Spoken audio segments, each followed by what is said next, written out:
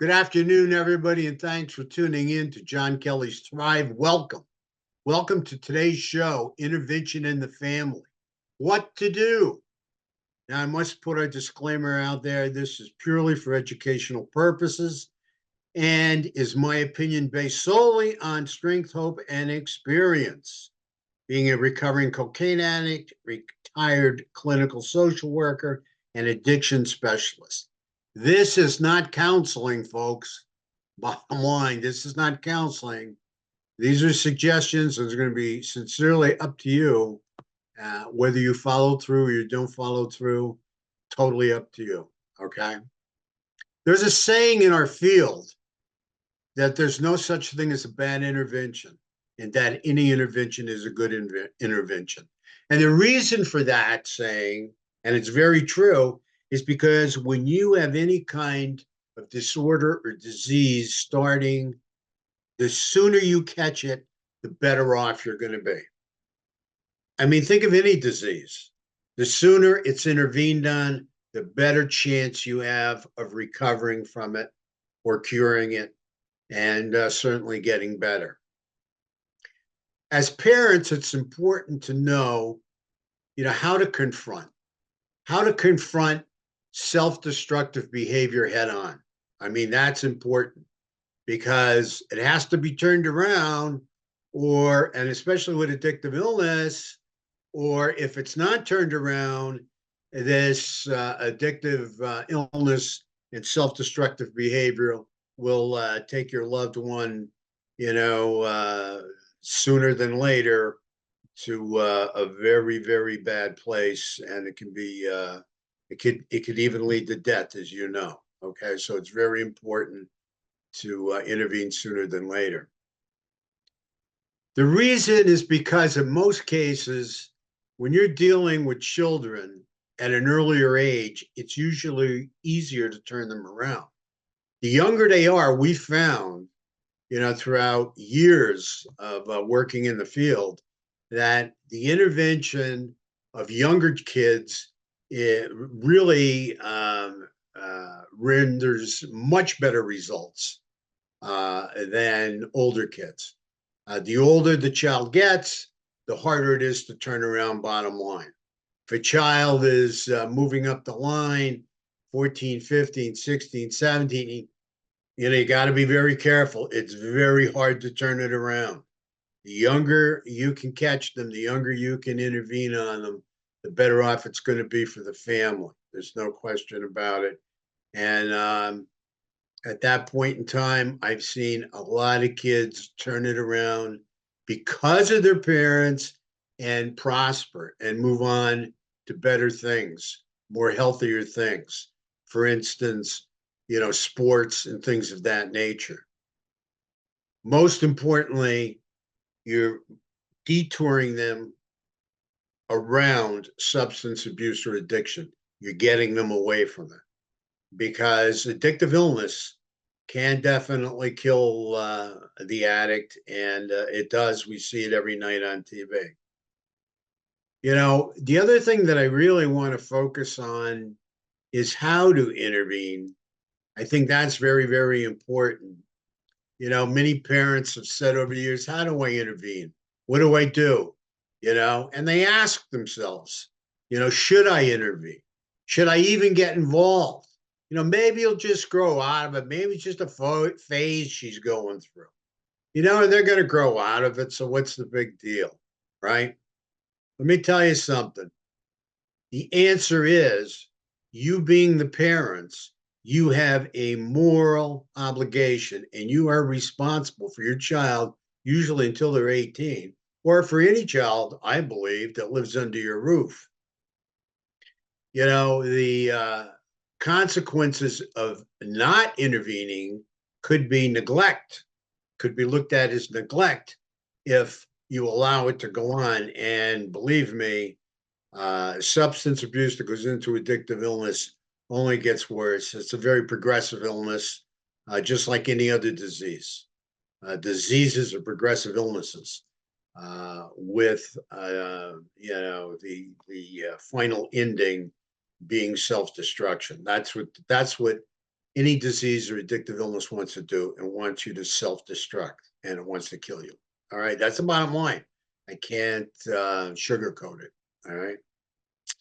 So, it's very important when you see irrational or self destructive behavior going on in your family to get on it as quick as possible, not to play around with it. This should be the parents in the house. If there's only one parent because of a divorce or separation, what I suggest, and again, it's all up to you what you want to do, is that parent that has custodial rights to the child should think about whether they want to get the other parent in or not. Okay. If the other parent is healthy, then they should be asked in on the intervention. Okay. The child is made up of the sperm and the egg, the mom, the dad. Okay. So you want both parents, if possible, to be there to intervene on the child. And, if the custodial parent believes that the other parent has problems, for instance, maybe they're addicted or they have anger problems or issues or whatever. And if the custodial parent thinks that they will be harmful or disrupt the intervention in any way, then they may want to think twice about inviting them in. But if it's, pretty much a separation, one way or the other, divorce or not, where the custodial parent believes the other parent is rational and can have a rational conversation with the child and interact with the child without becoming, too enraged or abusive. I think it's important to have both parents involved. Like I said, the child is a product of the sperm and the egg, the mom and the dad. Keep that in mind. And whether they tell you it's important to them or not, believe me, they know who their mother is and they know who their father is most of the time. And that's the best 1-2 punch when dealing with the child, confronting the child and intervening together as the mom and dad, as a team. Remember, that you as parents are the king and queen of your house. Now, this is really important because we can't have the child running the house. We can't have somebody that's immature and irrational calling the shots in the house. And it goes on all the time. Okay. Or we can't have somebody who has real anger issues for whatever reason, bullying, the custodial parent or parents in their house and kind of holding them hostage, if you will. That goes on as well, too. Some parents are very afraid of their kids. But most importantly, remember, you as parents are the king and queen of your house. And anybody in your house should have to follow your rules. Your house should have rules, and anybody living under your roof should follow these rules. I mean, bottom line, think about it. After all, you pay the mortgage, right? Not your kids. They don't pay the mortgage. You pay the mortgage. Okay. You're giving them the opportunity to live there, and grow up there. Okay. Parents should have a talk with each other before the intervention to assure each other they are going to stay calm.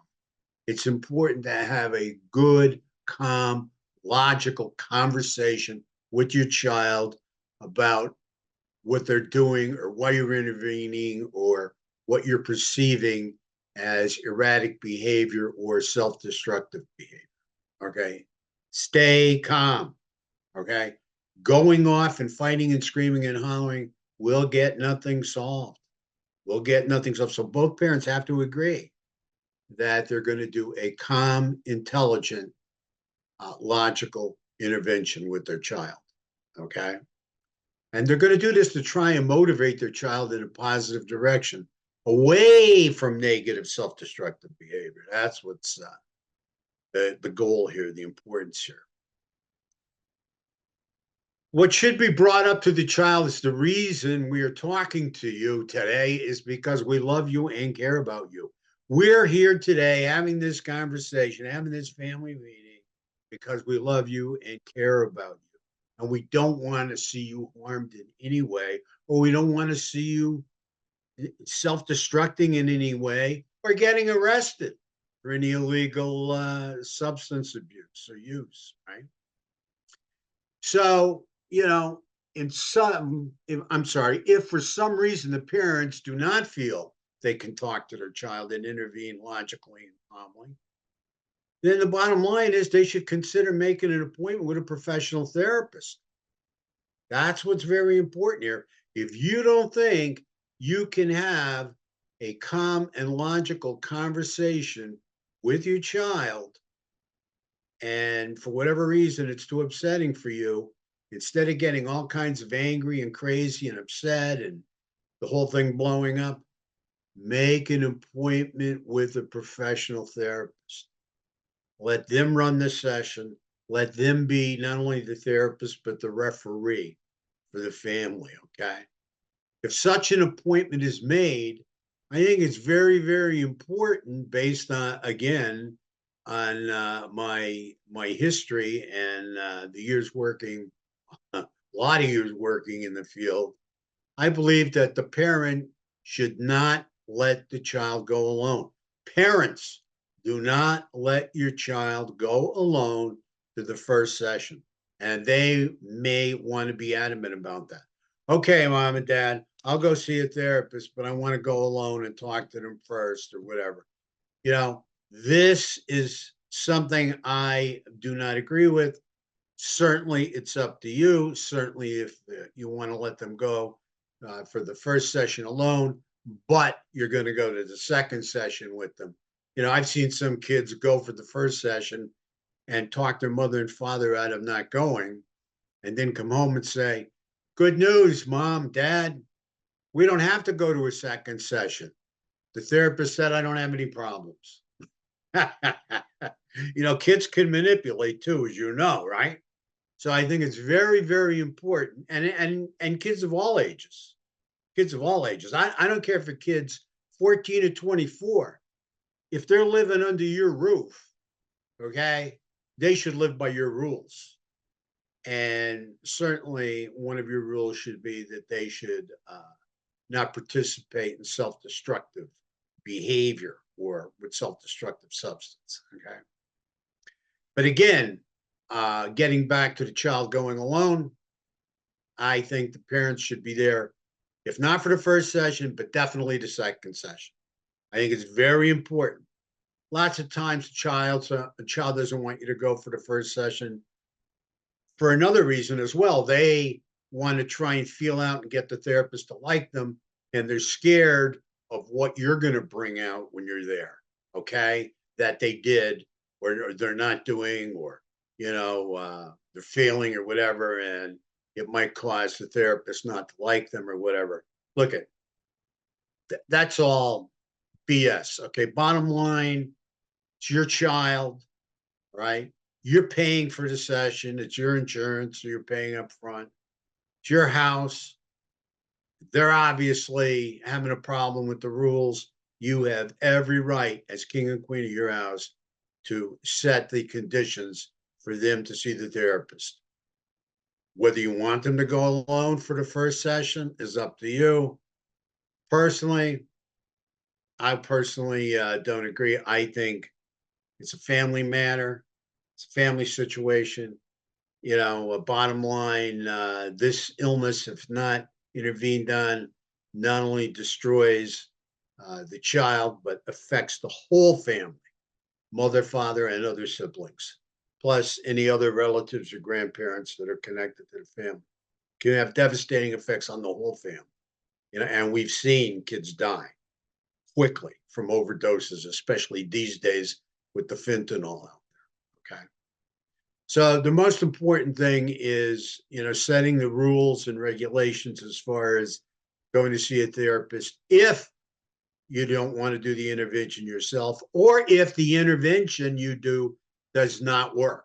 If it does not work, then, obviously, if it keeps blowing up, turning into a fight or a major argument, or even if it's not and the child is not responding, then don't worry about it.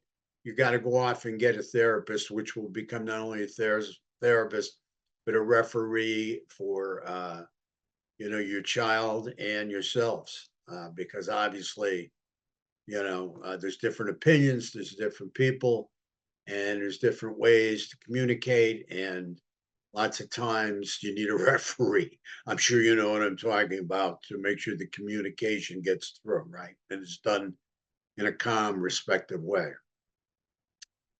We've seen the best results, and we're going to be getting into this more next week, when we see less criticism and more consequences, like criticism versus consequences. We've seen that demeaning language, spewing anger, labeling people, using shoulds and should not and should this and should that, right? Really, it doesn't work in in most cases. Criticism really doesn't seem to work.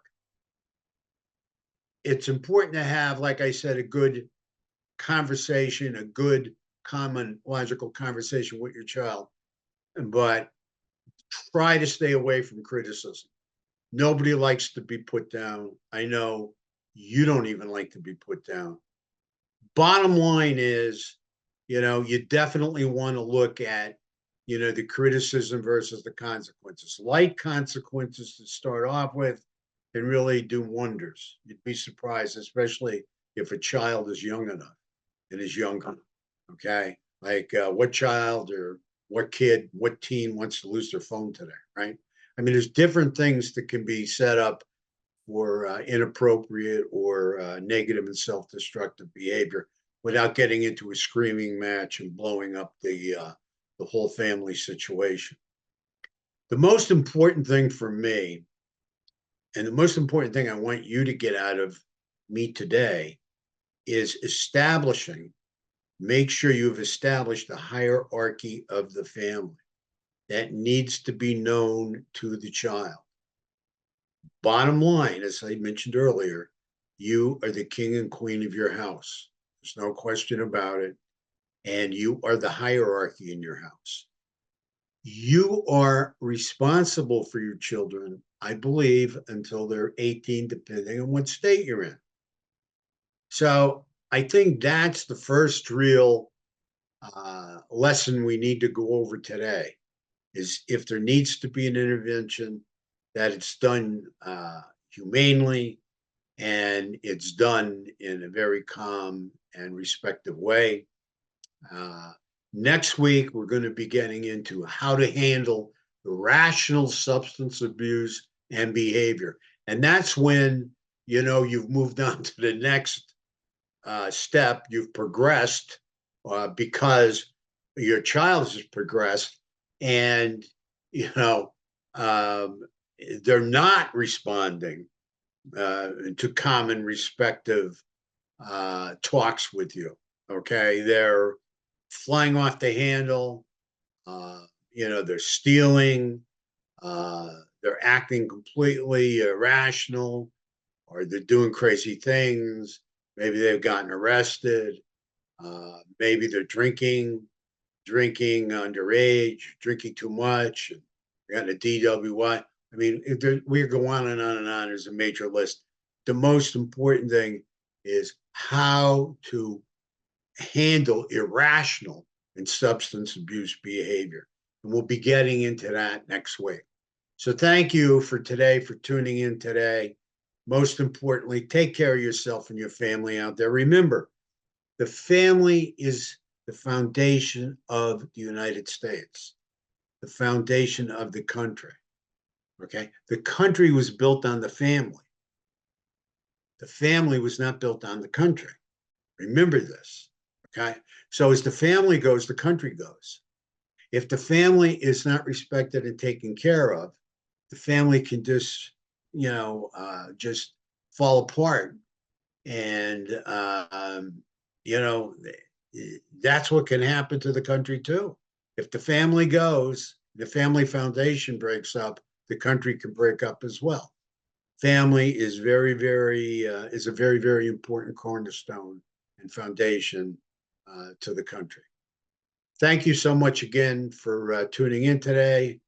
God bless. Have a great day. Talk to you soon. Thank you.